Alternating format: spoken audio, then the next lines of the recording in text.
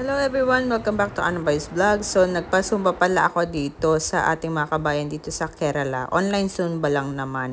At kaya naman ako'y natutuwa na may umattend din sa ating online zumba. Pero alam niyo bang last day na namin ito dito sa tinitirahan namin dito sa Kotakal. Kaya naman mag-iimpake na ako niyan after ng zumba. Kaya panoorin nyo ang video na ito.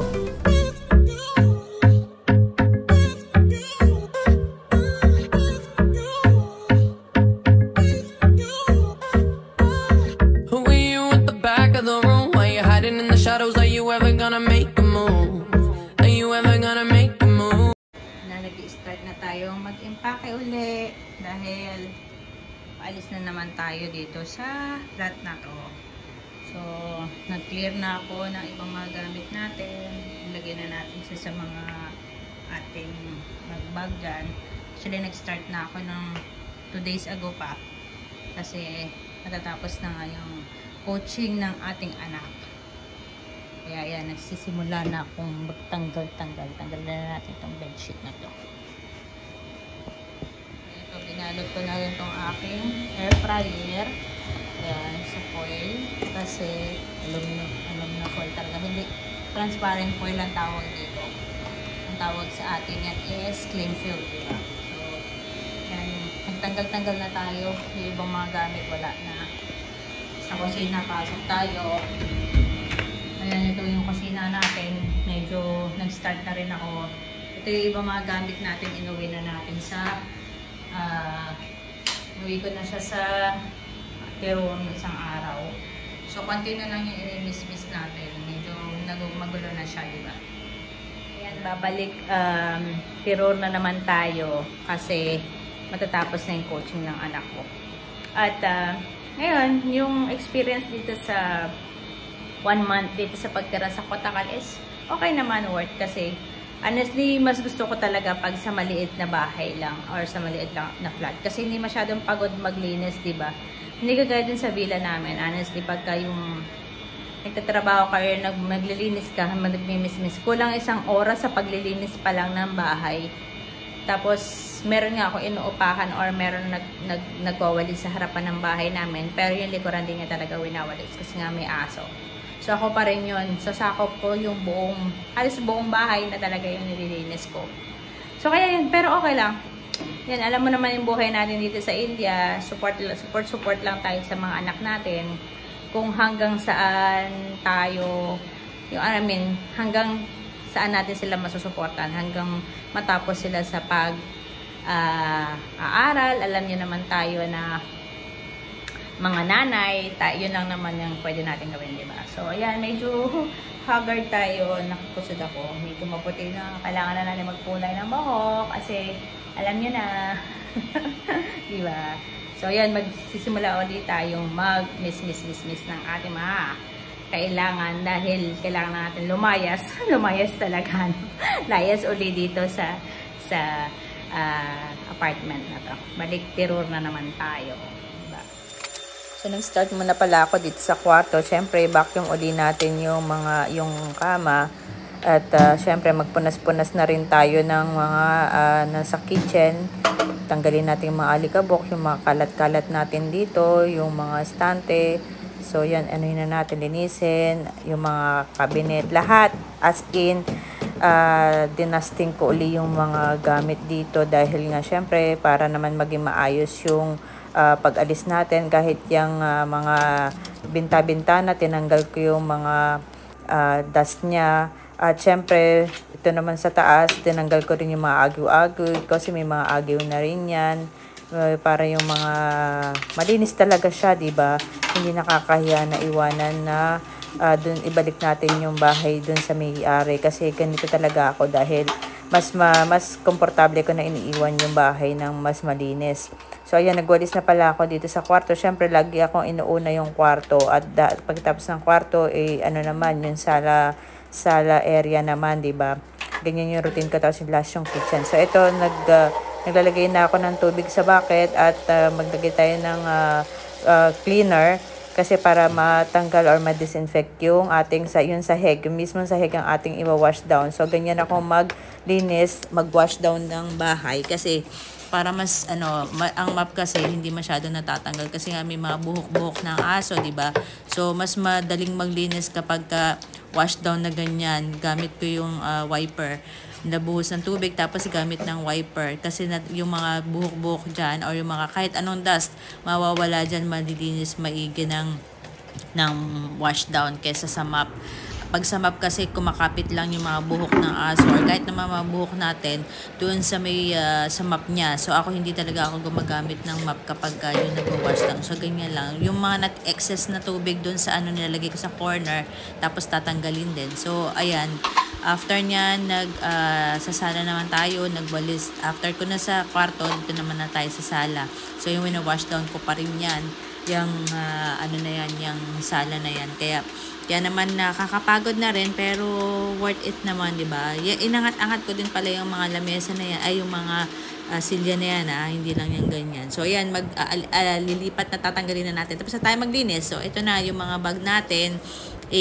Lalagyan na natin sa sasakyan kasi nga aalis na tayo, maglalayas na naman ulit tayo. Lalayas ba? Pinalayas ba tayo? Hindi. Nalayas na tayo, alis ulit tayo dito sa ating inupahan. So yan ay bababa. Pagkatapos ko isakay sa sasakyan yung mga gamit, umakyat na naman uli ako dyan sa, syempre baba at akyat tayo dyan sa paghahakyat natin. So papakita ko lang sa inyo, ito yung kabuuan dito tayo sa first floor. So ayan, konti na lang naman yung natin, ay kakarga natin na mga gamit-gamit. Ayan yung mga basura, tinanggal ko na rin dyan. So baba ulit tayo, diba? So ganyan, akyat baba lang tayo. Para hanggang sa matapos na yung ating hinahakot na mga gamit, diba? So, yan na yun. Baba ulit tayo. So, itong realidad ng paghahakot, grabe. As in, ang hirap maghakot ng mainit. Pala na ako. Nakita nyo. Nakakalimang ba, pabalik-balik na tayo, baba, taas. Kasi wala naman talaga. Wala akong katulong kasi last day ng anak ko sa coaching center. So, wala talaga ako maaasahan. Kahit naman lumipat tayo dito for 2 days na naglilipat tayo. Ako lang talaga yung naglilipat kasi ng time na yun. May pasok na rin yung anak ko. May pasok pa yung anak ko ng time na yun. So, talaga mag-isa lang. Sariling sikap, diba? Pero okay lang. Tsaga-tsaga lang, diba? Lahat ng paghihirap natin may kaanahan yan. May kapalit naman yan, diba? So, sa pag-aalaga natin sa mga anak natin. At, yun, as in, stay hydrated, mga kabayan, mga kabayan natin dito sa India.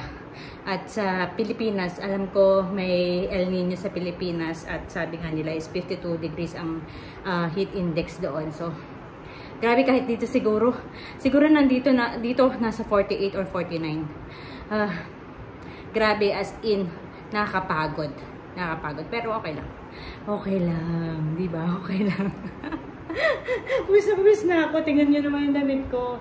As in, nung naglinis tayo, meron akong extra damit. As in, din yun. Basang-basa na rin, pero, so, ito yung damit na pinunta ko dito.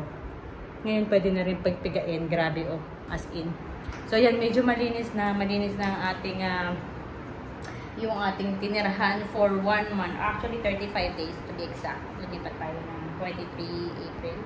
At May 2nd ngayon. Last day natin dito. So, tignan nyo naman po sa pisa ko. Pasensya na sa pawis ko. At kailangan Kasi na lang, meron pa akong tissue dito. At,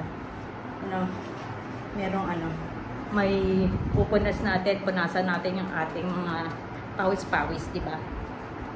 Wala po akong makeup as in, as in pawis na namumula-mula. Buti na namumula-mula tayo, diba? Rosy chick ba? So, yun. So, yun, 5 balik na tayo. So, ito na lang yung last nating hahakutin. Ito yung ventilador natin. At, yun, patapos na tayo. At, malinis na. Mas malinis pa nung dumating tayo dito. Nakita nyo naman ang pinangkinang ng kanyang flooring. Kasi, winash down ko yan. Nakita niyo naman, winash down ko kanina. O, diba? Parang back to its glory. At mas malinis pa. O, yan. Diba? So, thank you so much sa memories nitong ano natin, itong flat na to for 1 month. Maayos naman siya at you know, naging peaceful ang aking buhay for 1 month. Peaceful talaga, di ba? So, ayan, ang linis. So, hindi naman nakakahiya na iwanan na din or sabihin ng may-ari na inabusan natin yung kanyang, ano, di ba, flat. So, ganyan ako kapag tingnan nga natin, check muna natin, double check din pala natin kung may naiwan ba tayo o wala. So, ayan. How ratio. So, ayan. Kahit tignan pa yan nung owner.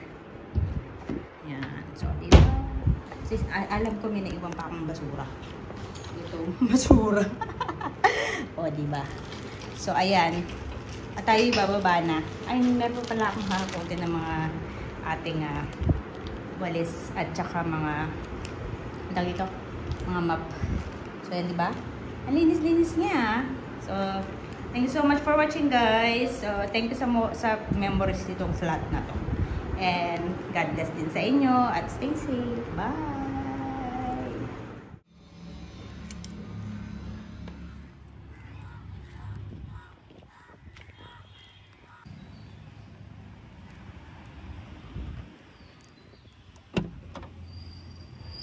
Yan, tapos na tayo. Ayan na yung mga aking hakot.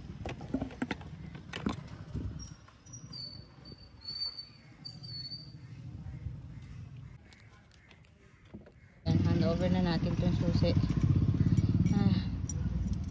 Ayan, tapos na tayo maghakot. Ayan na yung ating mga gamit.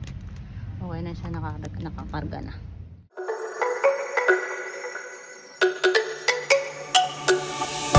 Let me go.